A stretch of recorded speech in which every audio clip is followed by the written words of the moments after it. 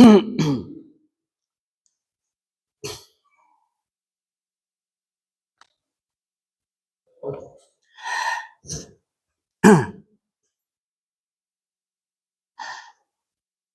الله الرحمن الرحيم.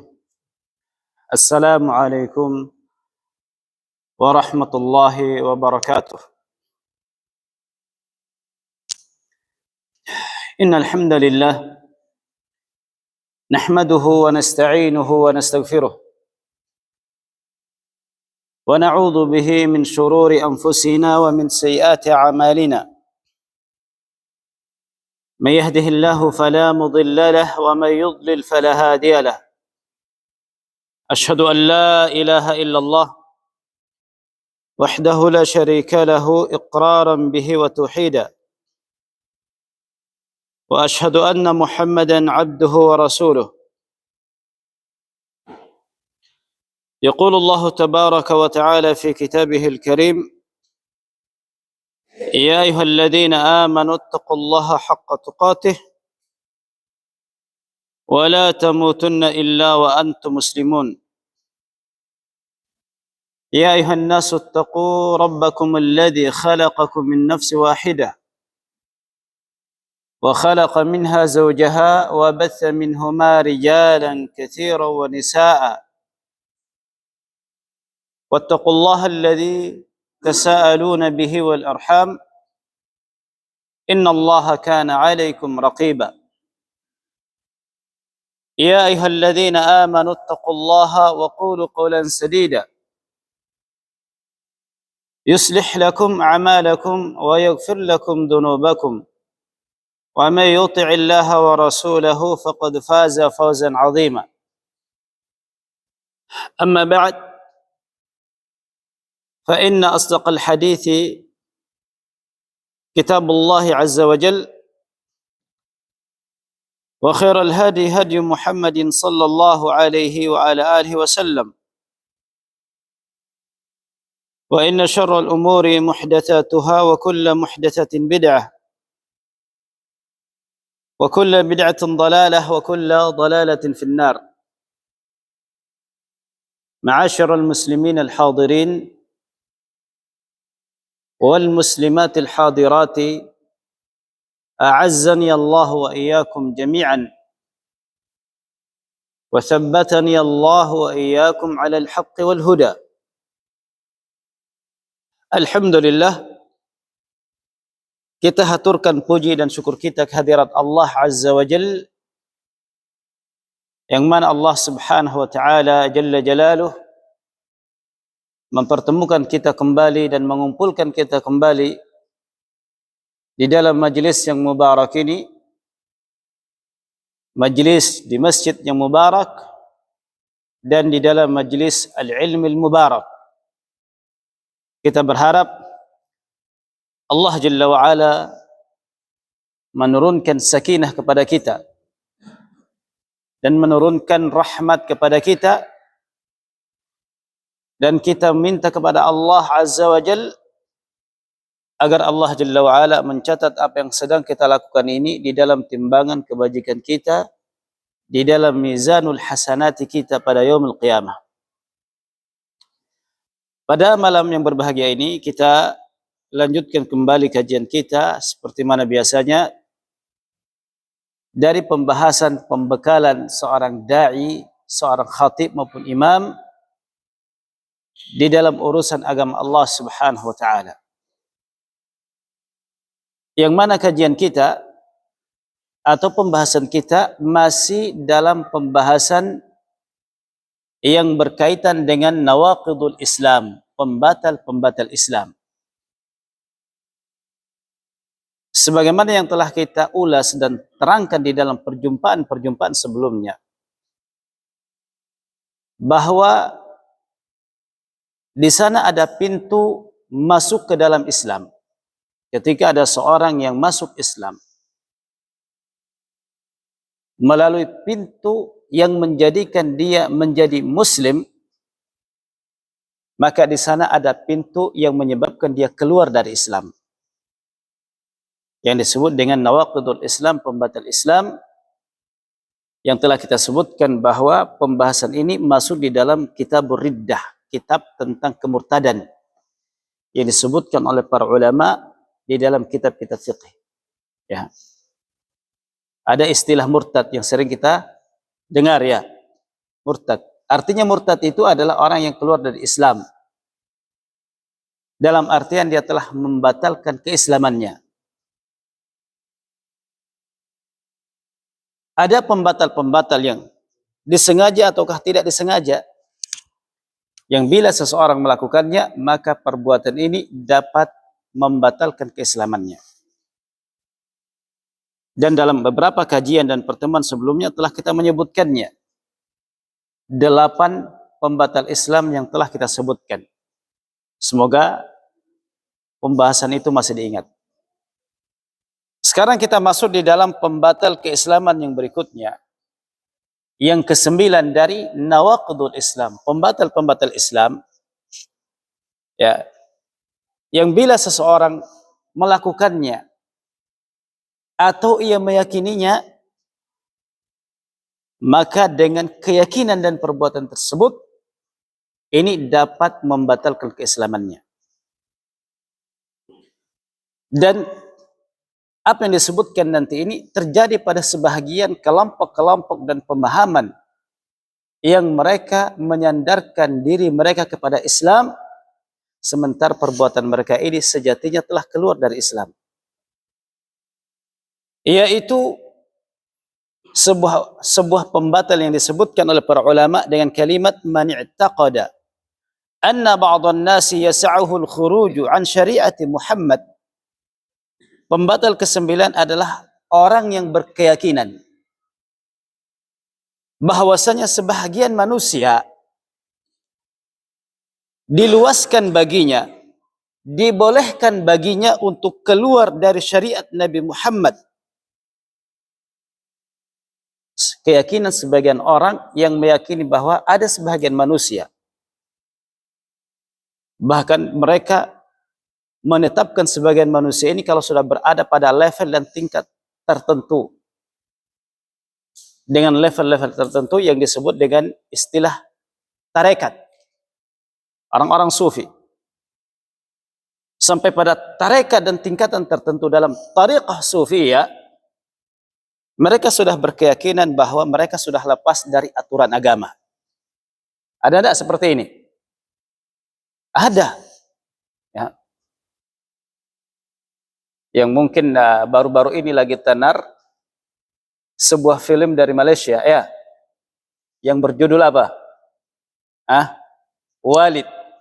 Itu merupakan salah satu ajaran tariqah sufiyah, kelompok sesat yang hendak melepaskan diri mereka dari mengamalkan agama. Kata mereka, kalau sudah tingkatan begini, kita tidak menyebutkan pada serial ini, namun ada pemahaman semacam ini. Kalau sudah pada tarekat yang setinggi ini, tarekat tertentu, maka tidak perlu sholat.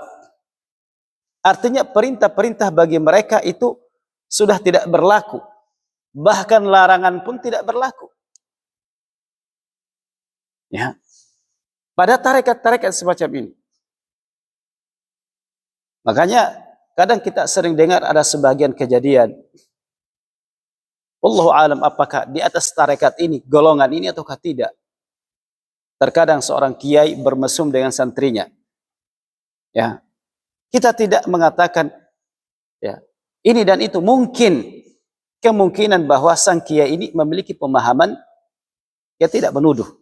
Namun mungkin saja sang kiai tersebut, sang ustadz tersebut memiliki sebuah pemahaman dalam tingkatan ini. Kalau sudah pada tarekat tertentu, lepas dari perintah agama, lepas dari larangan agama. Dan apa yang kita sebutkan ini waqi terjadi. Ada pada sebagian pemahaman-pemahaman yang mereka menyandarkan ini kepada ajaran agama Islam. Sementara Islam berlepas diri dari itu. Sampai pada tingkatan batiniyah. Sampai-sampai ada orang nikah batin katanya. Kayak apa itu nikah batin? Baru-baru ini ada yang menyampaikan kepada saya. Ada temannya katanya nikah batin. Lalu tanya, apa nikah batin itu? Yang penting suka sama suka. Itu namanya berzina. Ya. Namanya pernikahan harus ada proses akad nikah. Ada mahar, ada saksi, ada wali. Tidak ada namanya nikah batin suka sama suka berarti saja jadi halal. Tidak ada itu. Yang disebut dengan kelompok batiniyah, kelompok yang selalu ikut batinnya. Dan orang-orang batiniyah ini sejatinya orang-orang gila. Ya, orang-orang gila.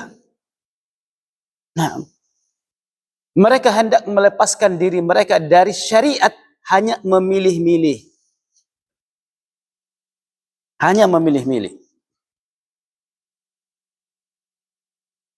Ada yang ketika di hari berpuasa di bulan Ramadan, ia merokok di siang hari, makan, minum. Lalu mengatakan, yang makan dan berpuasa ini adalah kasarnya. Ya. Tapi halusnya berpuasa. Ini orang gila ini. Ya, orang gila. Kita tidak perlu sholat karena sholat itu kasarnya. Tapi halusnya sudah sholat, kata dia. Pernah dengar tidak seperti ini? Ada. Kita katakan ini orang gila, milih-milih. Suruh saja orang itu telanjang. Jalan-jalan raya telanjang, karena sejatinya yang pakai baju itu kasarnya. Badan ini kan kasarnya, kata mereka. Jadi yang pakai baju itu kasarnya, tapi halusnya dia sudah pakai baju, suruh telanjang. Kalau tidak dikata orang-orang sama orang di jalanan itu orang gila. Macam-macam.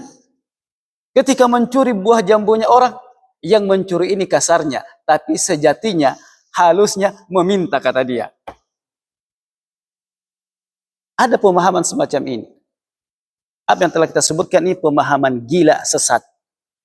Yang itulah yang disebutkan oleh ungkapan para ulama adalah pembatal keislaman yang ke-9 ini adalah orang yang berkeyakinan bahwa ada sebahagian manusia yang telah diluaskan baginya, lapang baginya untuk keluar dari syariat Muhammad.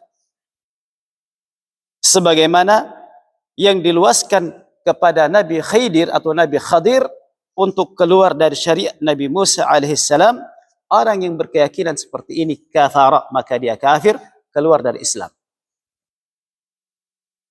Mereka berhujjah dengan Nabi Khadir. Pada tingkatan tertentu kata mereka, sudah lepas dari syariat seperti Nabi Khidir atau Nabi Khadir yang sudah lepas tidak mengikuti kepada syariat Nabi Musa alaihissalam. Pemahaman yang semacam ini apa yang telah kita sebutkan tadi dalam awal pembicaraan biasanya adalah pemahaman sufiyah, tarekat sufi. Tarekat sufi. Ya. Naam. Tarekat, hakikat, ma'rifat, apalagi itu. Saya kurang paham juga itu. Ya. Ada 5 tingkatan tarekat, kata mereka. Tidak ada dalam Islam tarekat itu. Islam itu adalah amantu billah thumma istaqim. Beriman kepada Allah kemudian istiqamah, amalkan perintah di dalam Islam dan jauhi apa yang dilarang dalam Islam. Itulah Islam.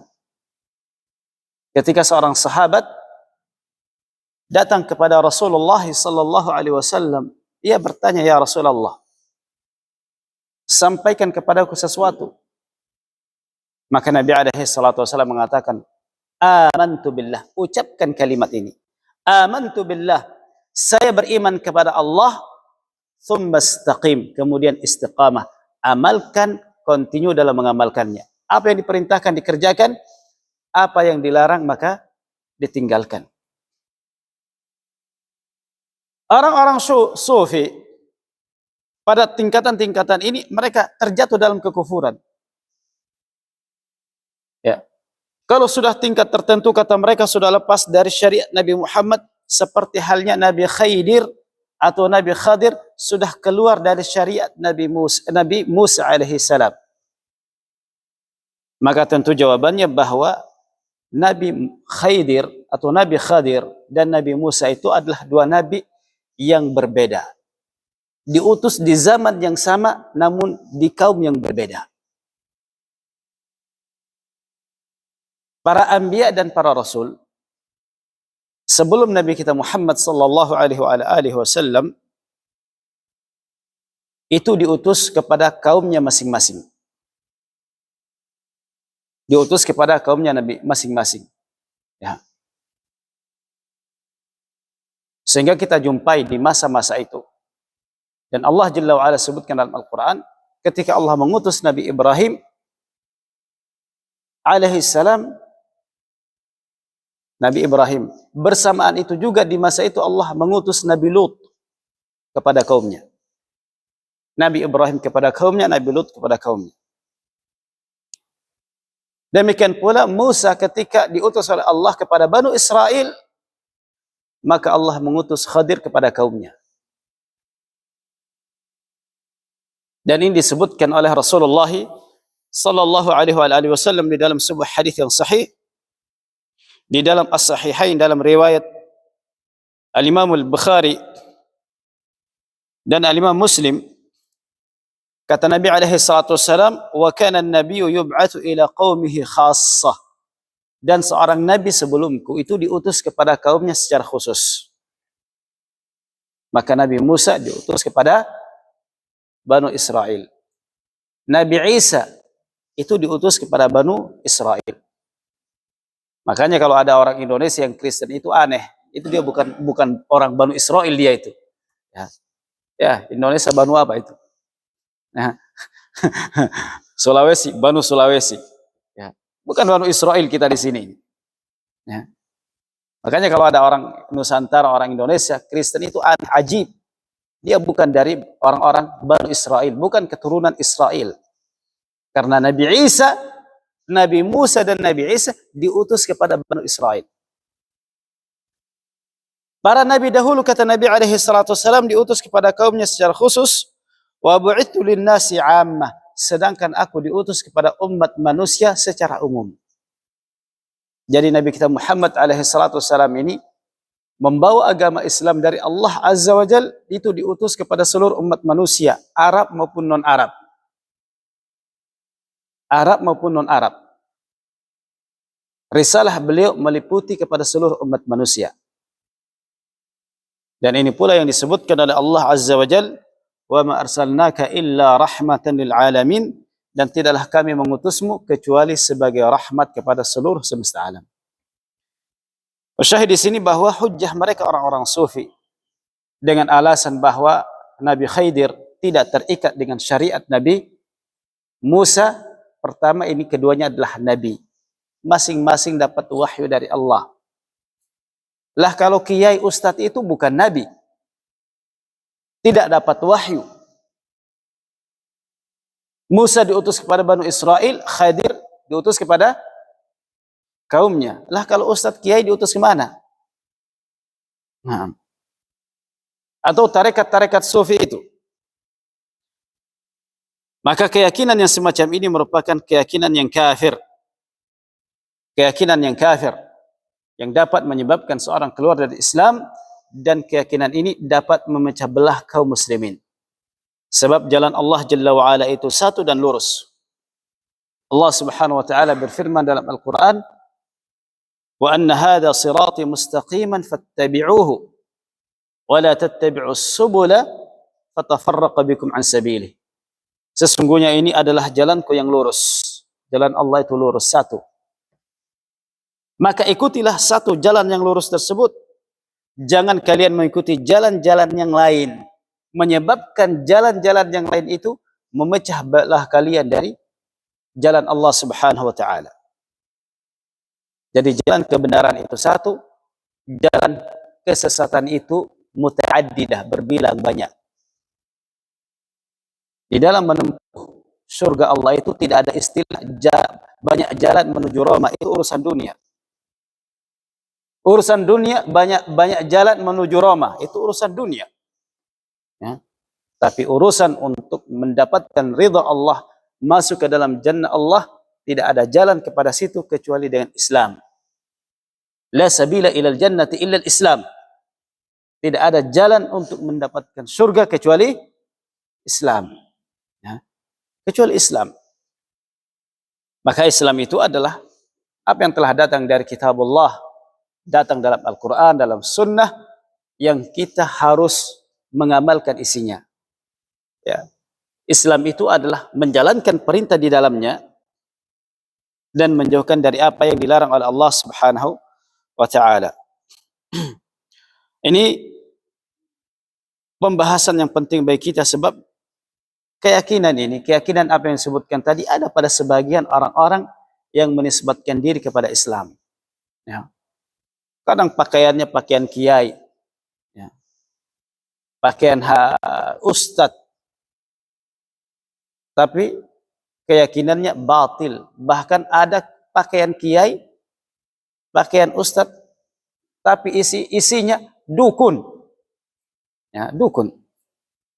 Dan alhamdulillah mungkin para jamaah di sini tidak pernah mendapatkan seperti ini. Saya pernah dapat satu orang. Pernah dapat di kampung. Pakaiannya jubah, surban, tapi isi otaknya dukun. Dukun. Ya.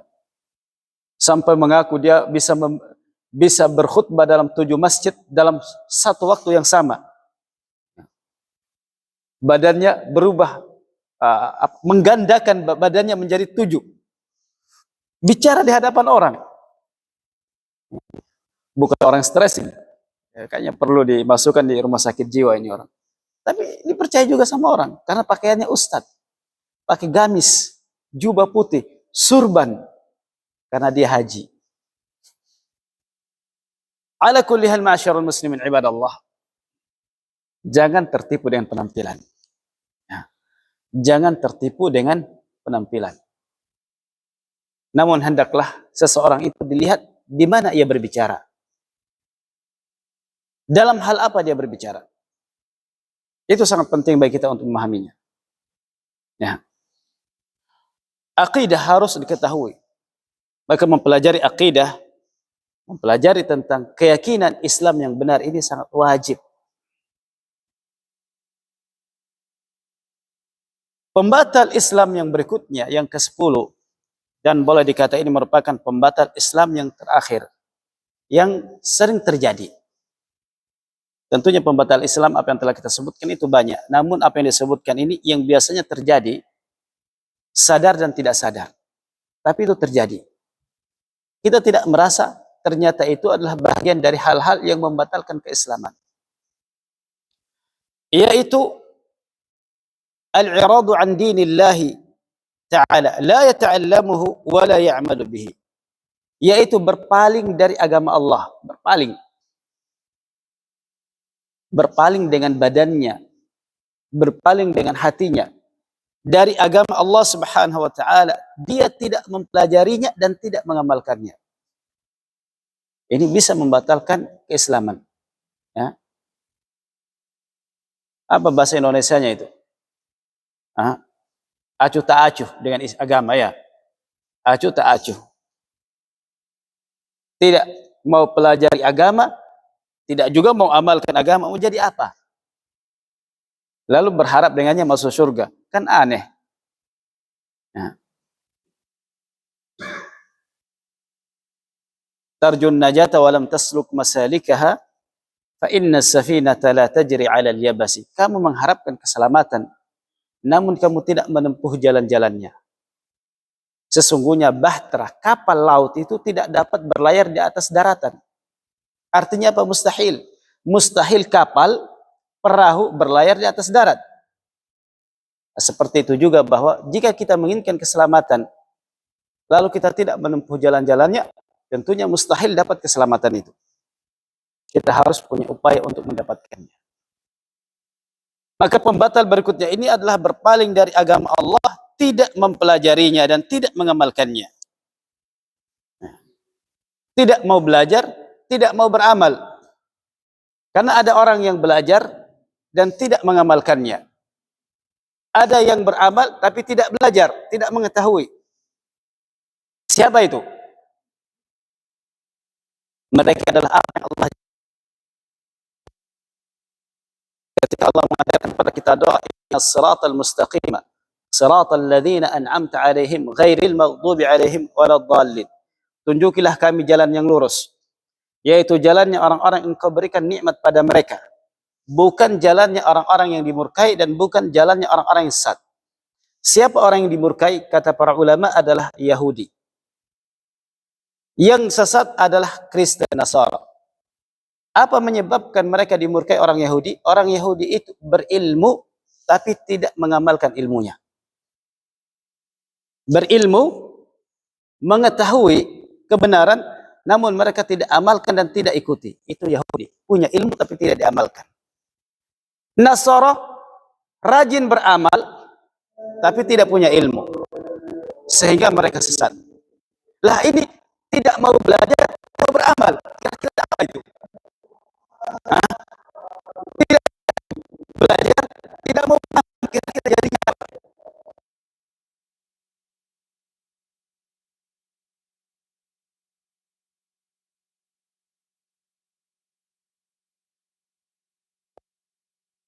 Allah tidak mempelajarinya dan tidak mengamalkannya, ini sangat berbahaya. Dalil yang menunjukkan hal ini adalah firman Allah Subhanahu wa taala, "Wa thumma a'rada 'anha inna minal mujrimina muntaqimun." Dan tidak ada orang yang paling zalim daripada orang yang diingatkan kepada ayat-ayat Allah kemudian ia berpaling darinya.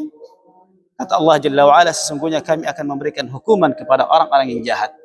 Siapa yang jahat? Tidak mau belajar dan tidak mau beramal. Ya, Yahudi sesat, berilmu tapi tidak beramal. Nasara sesat, dimurkai, beramal tapi tanpa ilmu, sehingga amalannya asal-asalan sesat. Ternyata ada di pertengahan dari dua golongan itu, yaitu apa? Tidak mau belajar dan tidak mau beramal. Waliyadzubillah. Oleh karena itu, ma'asyiral muslimin ibadallah, kita mohon kepada Allah Azza wa Jalla, semoga Allah Jalla wa Ala memberikan pada kita taufiknya untuk senantiasa memiliki kesungguhan mempelajari agama Allah dan mengamalkannya. Allahu taala alam bissawab. Saya kira cukup kajian kita pada malam hari yang berbahagia ini, semoga memberikan manfaat pada kita semua, ya. Wa akhirul kalam wa akhiru da'wana alhamdulillahirabbil alamin. Tafadhal. Ayo, dekat-dekat sedikit Om.